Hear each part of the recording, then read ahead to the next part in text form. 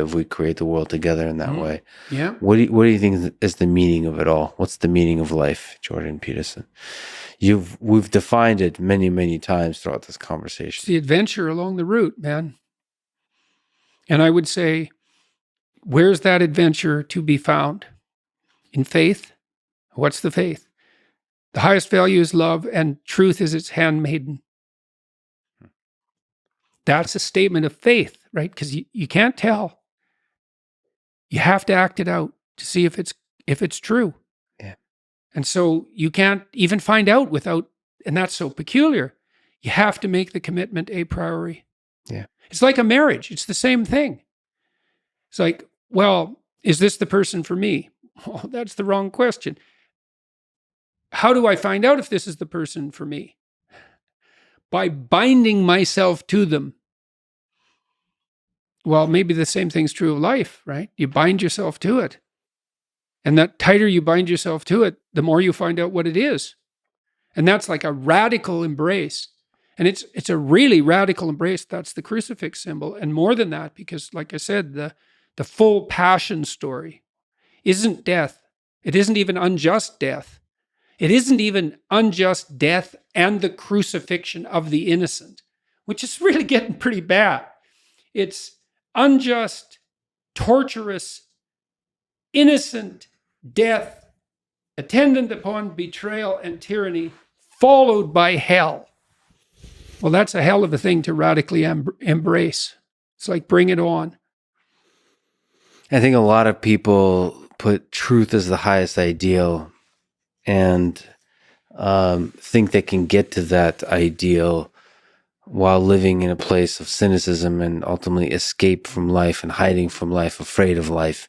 And it's beautifully put that love is the highest ideal to reach for, and truth is... It's handmaiden. I thought about that for a long time, right? This hierarchy of ideal. And the thing about truth, that bitter truth, let's say, that cynical truth, is it can break the shackles of naivety. And actually, a burnt cynicism is a moral improvement over a blind naivety. Even though one is in some ways positive, but only because it's protected. And the other is bitter and dark, but still better. But you're not done at that point. You're just barely started.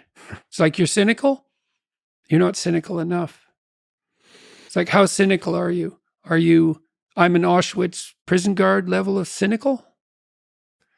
Because you have to go down pretty deep into the weeds before you find that part of you. But you can find it if you want. And then you think, well, I want to stop this.